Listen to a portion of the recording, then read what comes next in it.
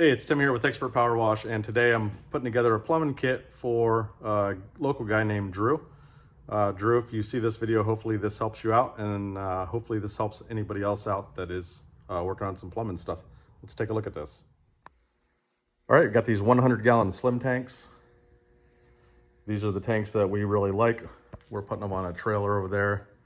Got a bunch of them. We use these on just about every single build. They're nice. They're indented there in the bottom. They're double thick. They got caps on both sides. Let's look at this Hudson float valve. So on over here, we got a bunch of different parts that we use to make this work. We got the male 1 inch by 1 inch, and then of course the bulkhead, and then we have a 1 inch threaded 90 to a 3/4 barb. So just a little tip when you guys put your bulkheads in. I've seen some people try to put it here.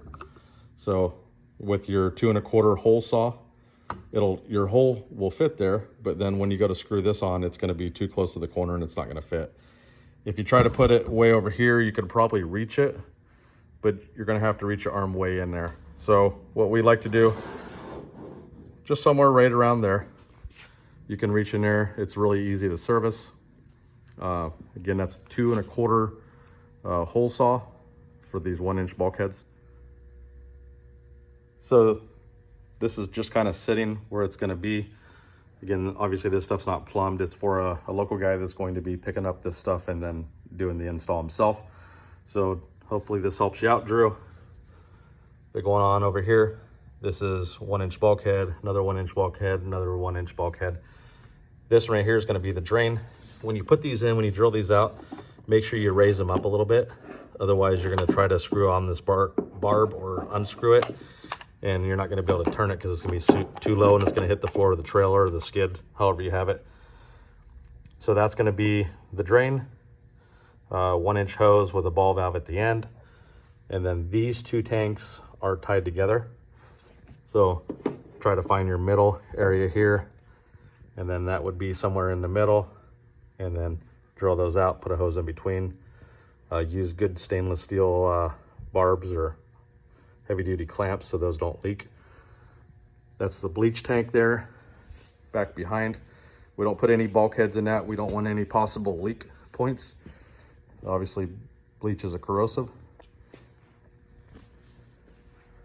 Here's all his 1 inch crush proof hose. Probably has way more than he needs. I want to make sure he has enough. There is a banjo T-strainer. These are really cool because you can mount these wherever. Just make sure, this one's actually laying the wrong way. See the arrows there? That's going to go out towards the machine. So make sure that it's flowing the right way. So that would pull from the water tank there. And then you'd obviously have a piece of 1 inch crush proof hose between there, and then that would go out to the machine wherever the machine's at. Make sure you use crush proof on this. Don't use vinyl tubing or poly braid or anything like that. Most pressure washers that are a belt drive and gear drive, they're going to suck water. So you don't want anything that's going to collapse on itself. Really nothing else on this side. And you can reverse this. This could be your drain and you're tying in the tank side. Whatever side you want to run it on, whatever side your pressure washer's on. And then going on over here. So if this is the tank that you're pulling out of, what we like to do, you can see that the Hudson float valve goes in this middle tank, and that's also the tank that we put all the drop tubes in. Just so there's not a whole lot going on with this tank for, you know, the water flow and pulling water. Sometimes those bleach filters will actually get caught up in one of those bulkheads and block the opening. And that's about it. Everything that goes in the bleach tank gets plumbed in from the top. Again, nothing going in the sides. That's it.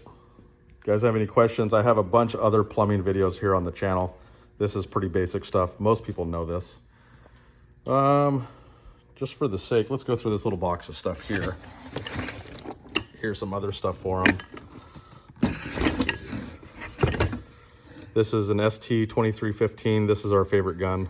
It's not fancy orange, but this one's actually a little bit better than the orange one. This is bleach resistant, has a ceramic ball in it. So if you're a downstreamer, this is the one to use. Make sure you use stainless steel fittings on this. Put that there. What else do we got here? We got the bleach rinse valve with a bracket on there. You can mount this anywhere. These are banjo 1/2-inch fittings. So this is gonna, on the mixer, this is gonna turn your bleach line from water, obviously to bleach. So you can run water through your bleach line. This goes on the end of our hoses. It just makes it a lot easier to hook up to a house, especially, you know, when you're screwing plastic up against metal instead of metal to metal. And then we got some filters here. He's gonna use these for his downstream, you know, one to draw bleach, one to draw water, and then one for his soap tank for his mixer. So that's it. Basic plumbing, some miscellaneous parts to talk about. Drew, if you see this video, hope this all helps you and your install goes perfect. All right, guys, have a great day.